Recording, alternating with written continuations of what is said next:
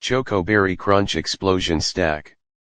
Ingredients: brownie base, 1 stick butter, 3/4 cup sugar, 2 eggs, 1/2 cup cocoa powder, 1/2 cup flour, 1/2 teaspoon baking powder, 1/2 teaspoon salt, 1 teaspoon vanilla, strawberry cream layer, 1 cup heavy cream, 1/2 cup pureed strawberries, 3 tablespoons sugar, 1 teaspoon gelatin bloomed in 2 tablespoon water, berry jam layer, 1/2 cup strawberry or raspberry jam, 1 tablespoon lemon juice, crunch layer, 3/4 cup chocolate rice crisps or crispy pearls, 1/2 cup melted chocolate, 1 tablespoon crushed pistachios optional.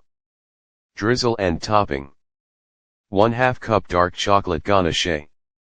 Gold shimmer dust. Instructions: 1 bake brownie in 8x8 pan at 350 degrees Fahrenheit for 20 to 25 minutes. Cool and slice into 2 layers. 2 mix cream, strawberry puree, sugar, and gelatin until fluffy.